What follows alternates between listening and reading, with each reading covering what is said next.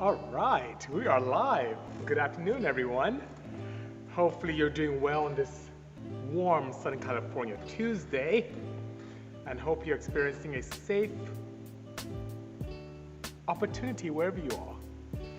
And for those of you on YouTube, thank you so much for joining me as well to allow me to use this as an archiving moment. And for those of you on the podcast networks, thank you so much for joining me as well, whether you're working out, having a good time, relaxing, taking care of your family during this COVID madness. And here's what I want to talk about, which is pretty interesting. There is an epidemic that's going on here in the United States. And I'm not talking about COVID, I'm not talking about Corona, an epidemic of misinformation.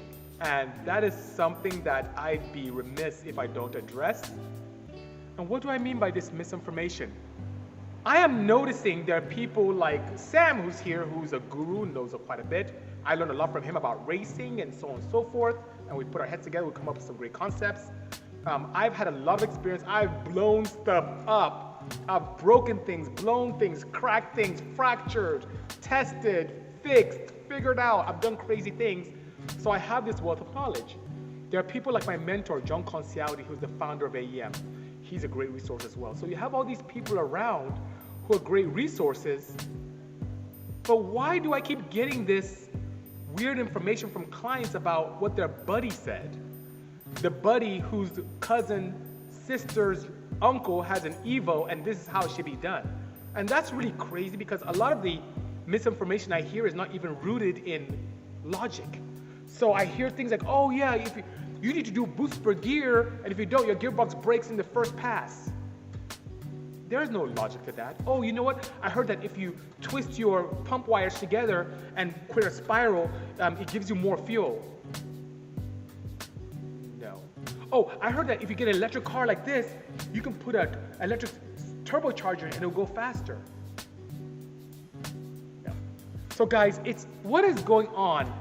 This misinformation, you wouldn't go to your gardener and ask them about advice on an operation you're about to have, or about banking.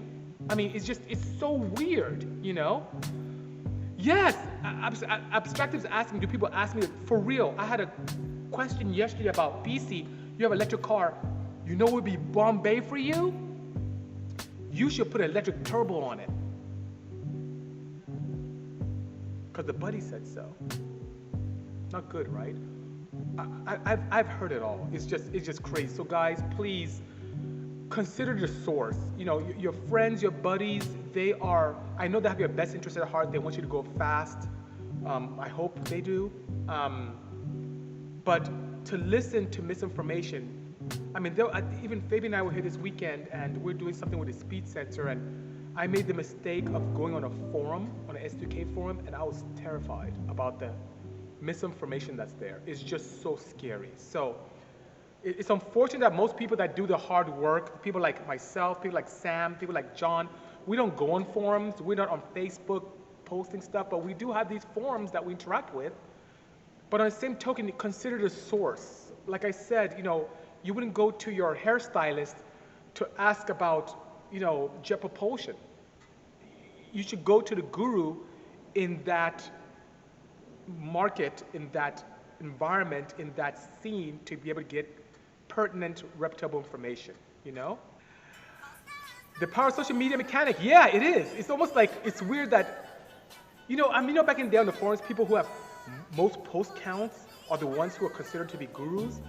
The funny thing is that if you're working on the car and figuring things out, like what I have on this Lotus right here on the dyno, you don't have time to have high post counts. You're working and figuring things out. So it's really weird, you know? It's really crazy. Yeah, it's really a lot of misinformation out there. Oh my God. Garcia is saying, please elaborate more on this S2KI forum because a lot of the info out there is wrong. Some highlights you remember of, thanks. There are quite a bit. For example, let's see, what's a good one? Where's one that I saw recently? Oh, so there's a very popular modification where you can actually, it's kind of crazy, you can take the CD009 transmission from a 350 or 370Z and put it into an S2000. And it's really cool because the S2000 gearboxes, when you start putting a lot of power into the brake, And this gearbox is quite robust, and thank goodness to Nissan for creating this robust gearbox that can withstand a lot of abuse. Well, the rumor has it on the forum that, oh, don't put that transmission in because the gears are longer and worse. The gears are longer and worse. If you compare either an AP1 or AP2 gearbox to the CD099 or the 350Z or 370Z gearbox, numerically from first to sixth, each number is numerically higher on the Z gearbox, meaning your torque multiplication is higher, which means in layman's terms, when you put your car in, you get electricity quite faster and your shifts don't fall as much. So it's a much faster gearbox. The reason why people tend to think without looking at the numbers is because the final drive in the Z is numerically lower than the final drive in S2000. But you're not using a Z final drive, are you? You're keeping and retaining your S2000 final drive. So that being said, when you multiply the Z gearbox and your 4.1 rear end in your S2000, you are better off than you were before from an acceleration perspective. So why in the world is on S2KI this put down as you're slower? Or the numbers are worse, or your gears are longer, when it's not true? That's one perfect example. So instead of looking at what people are just saying, or your buddies, or the people on the forums, which is full of misinformation, where they're comparing rear ends to rear ends and cars are not overcrossing, look at yourself on the individual gear ratios on the Honda side. Look at the Nissan side. Compare the ratios, and you'll see yourself firsthand. That's one good example from just this weekend. That's one of many. So please, guys, consider the source when you're doing this. Consider the source, you know? I haven't tested myself. Patman13 is asking, how much traction do you reckon the Z-Box can hold? But there are people who are drifting boosted LS motors, boosted BMW engines, boosted Supra motors on the Z gearbox. And they're making close to 4 figures, and it's holding. They're launching, dumping, sliding, and it's pretty cost effective. So I'm not a huge advocate of mixing and matching gearboxes, but I've seen it firsthand. It's pretty robust. Nissan did a very good job with that, you know? The Lugnut California CA says, people need to remember the old adage. The quietest person at a party is likely the smartest one in the room, and you're correct. Man, people tend to talk quite a bit. It's crazy, you know? SI Club, Orange County, in the house, courtesy of Orange County, California. Much love. Thank you so much. SI, thank you so much.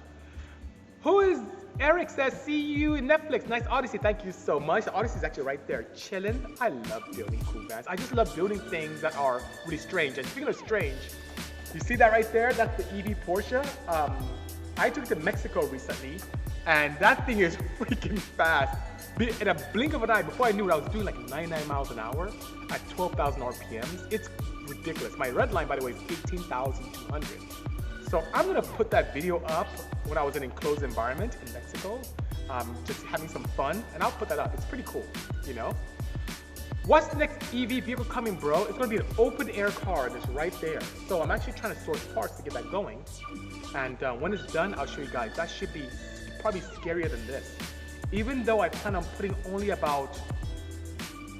only about 300 kilowatts on that, it's gonna be scary. Maybe I should go with like high 290s, low 300 kilowatts. Should be pretty nice. Yes, abstractive. 18,200 is my red line on that crazy thing. And then on the weekend, I have my own like ludicrous mode, which is, I call it the infinite probability drive mode. And when I hit it, I'm not, guys, you guys are my family, right? I almost died on the side street over here. That thing, I lost all control of the car. I am never pressing that button again. EV Swap Miata? Not quite. Put it this way, I give you a hint. It is a European-based chassis, which is pretty nice, you know? Any cool things about the 935 we don't know about? Yeah, I just mentioned it, the infinite probability mode I have. I have this switch hidden in the car that when you turn it on, you have a very interesting graphic come up. A scene from the Hitchhiker's Guide to the Galaxy comes up on the screen. A red light comes in to warn you. And then it ignores all safety and traction limitations that are embedded in my logic in the car. And it's frightening. So that's something a couple of things that are a little interesting in 935 that most people don't know about, you know? 911 997 Turbo S versus 911 991 Carrera S. Choose your weapon for everyday use. Everyday use? Put it this way. Definitely, That's a good question. Everyday use, something comfortable, 991. I have a 991. It's awesome. It's very beautiful. The PDK, very comfortable, very, very docile. Not in a bad way, but very manageable and lots of fun. But if I wanted a car that I drive often that I want to modify, the 997 Turbo S is the ticket. That is a very, very good platform that accepts modification. So bone stock with just minor, you want to flash it, lower it, something like that, okay. 991 Carrera. It's very comfortable, very modern, a lot of cool amenities, very comfortable. But you want something you want to modify and have some fun with while having daily driven activities, 997, much more tunable. Will there be an in-depth video on the battery to motor setup on the Evey Porsche? Yes, there is. I have a few networks who want to cover that in depth. So I promise to give them first dibs on that, so yes. But as I continue to build, I continue to share what we have going on.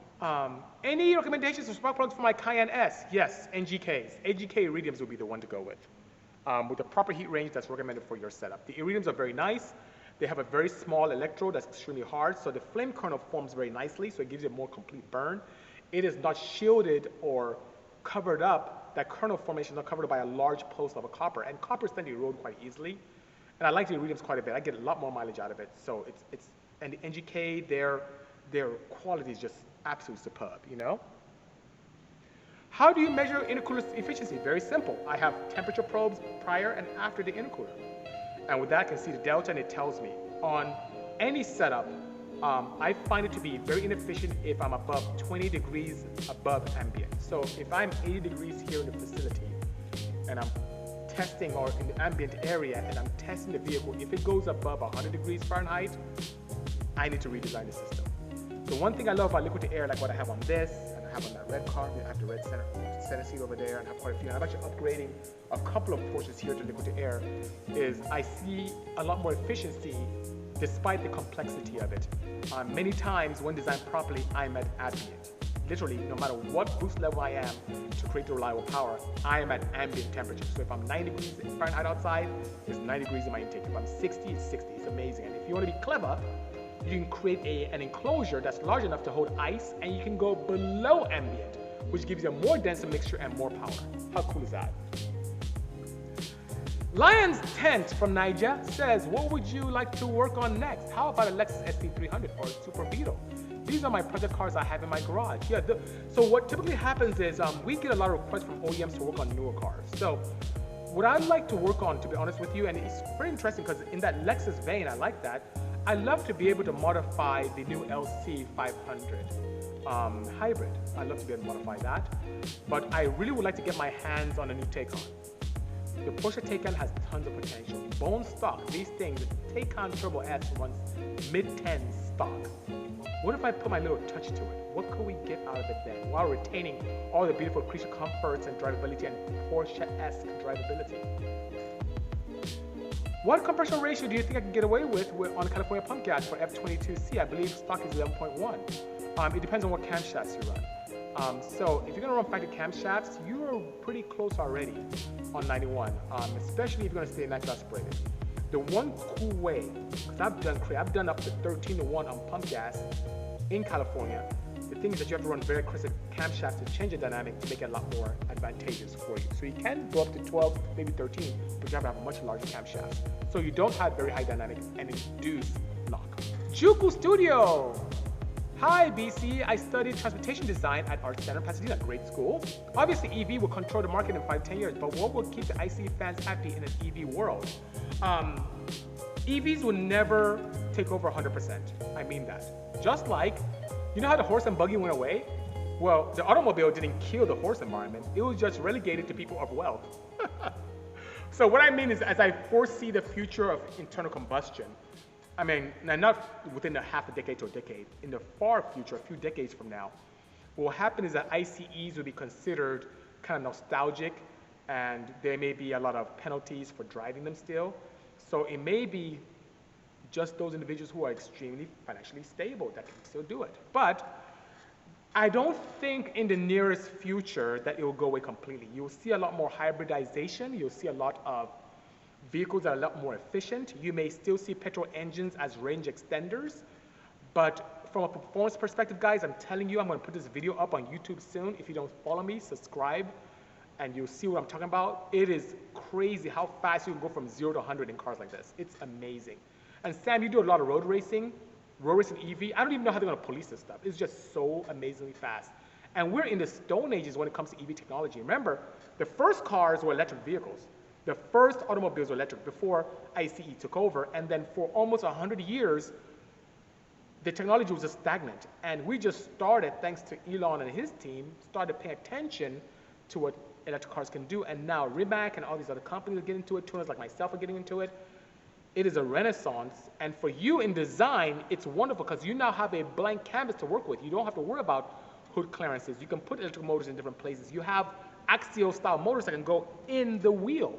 There's so much more you can do now from a design perspective. It's a great time for you as a designer to live, you know? So it'll be there. It won't completely disappear, but it will be a while. When did you start dabbling in electric vehicles? So pure electric, this is my first one. Using electric technology, using an axial motor in an integrated motor assist situation, meaning where there's a petrol engine on one side and then a gearbox, and then the axial motor exists between the two. And that motor is a starter, absorption unit, and also a generator. I did that in 2009 with Honda, American Honda. We did some really good experimentation. The first car is still right there in the corner. And then a little bit with Acura as well with the NSX. And then, but this is my first foray into pure EV, and it has corrupted me. And we started building this car in March last year, and we finished it for unveiling in November, and it's still a living, breathing organism where we're still experimenting quite a bit. So even today, I'm going to do some more testing on it. Chineme says, with regards to on cell balancing your EV and getting it down to 0.01, what are some of the advantages of doing so? I know longevity and efficiency are definitely part of the end goal. Yes, it is. So one thing about cell balancing is it's very important, and shame on me for actually existing for a period of time without doing that. So you have these battery packs that exist. As a matter of fact, my large pack in the rear has 96 individual cells. I have 96 in the front. Now, as they naturally exist, some cells will have a higher charge state than others. Now, here's what happens when you plug in a charger directly. They all charge at a similar rate, and what happens is that the cells that are overcharged tend to get damaged, and those that are undercharged tend to be the limitation for your performance. As you balance those cells and make them even, not only do you have the ability to extend the life of your battery cells, you have the capability of creating an environment where all your cells are now fully charged at a certain time, and you have the ability to have even more performance output from your battery packs. So instead of your lowest cell being your weakest link, you now have all cells that are high, and it can allow you to have all the fun and go to Mexico and take people to Applebee's, right? So that's pretty good. Justin says, hey BC, what's some of the struggles you ran into starting the car business? Man, going from $130,000 a year that I was making when I was in my 20s to making zero. That was a big challenge. So here you are getting all this money coming in every other week with a nice company car, and we wore tons of suits, to like going to now a small 1,000 square foot facility with no air conditioning, no company car, no steady paycheck, and then you're wearing t-shirts and trousers that are meant to work on cars. That was kind of a big shock and a bit of a challenge. And then one of those things that if you don't work, you don't eat. There was a time I used to travel a lot to tune, but then I got ill, and then when I couldn't travel, I couldn't make any money, and that was scary. Competitors. One thing I noticed in the sport compact world is that there are very immature people out there who own businesses, and they will say or do anything to make a buck, including hurt you, which is scary, right? So you have people out there who are not doing a good job of taking care of customers, and they put more effort into bringing other people down. And that kind of shocked me because I came from an environment where, and Michelle knew me from that. She knew me from the pharmaceutical world, where we dealt with physicians and people who were really upstanding, upscale, and they were data-driven with information, and wouldn't attack each other in a very inappropriate manner. So I go from this very prestigious environment where everyone is civil to a place where people will just make up stuff about you to hurt your business so they can sell something. So that's kind of scary, right? So those are some of the challenges, being able to adapt to that market and understand people, or how you build a beautiful project and someone else will say, oh, I can do a better job for cheaper, and they can't, but they try and go around the, so it's just weird. So that's some of the challenges. What's your favorite project of all time that I've done? For many years, it was the Odyssey, and then the center seat, and then the crazy IROC Porsche, but now it's that. It's really ruining me. This Porsches, really, it's crazy, you know? Adrian saying, where are you from? I am from Nigeria, West Africa. That's where I came from. What do you find inspiration in? I guess others who strive to disrupt and help mankind as a whole. Not just consume and take advantage of, but really help human beings and mankind move forward in a positive way. Everything I do here, and that's one of the reasons why I don't race as much anymore. I don't even, because I just don't have time. I like to help others, and my goal, even with doing this with you, I mean, I've put in hours and hours and hours over these years doing this with you because I want to give back, because this country's given so much to me, and I want to have the opportunity to be that person that I needed when I was younger. Because a lot of people turn me away. Even in the Evey world, there are people I try and talk to, and they turn me away. It's crazy. But it pushes me to continue to do great things and to figure things out and to apply my ability and knowledge and aptitude to some solution solving, or problem solving, I should say, creating solutions. The people out there who push forward, people like Elon Musk, people like even AJ who's here, and Sam, my father, people who really want to help others and do great things, John Conciali from AEM, these are people who really want to do things selflessly to make things better for others. I like to improve the quality of driving and car experience out there, and that inspires me to think out of the box and do things and not wait for others to create. And even though I get a lot of pushback, and I get a lot of people who, it's amazing, I get attacked a lot with the things I do. Even with this, I got, a couple of death threats. One person called me a murderer for doing this on 935. But you know what ends up happening? As you get past that hurdle, people tend to look, then they tend to admire, then they tend to replicate and try and copy. So it's natural to see that, thinking out the box.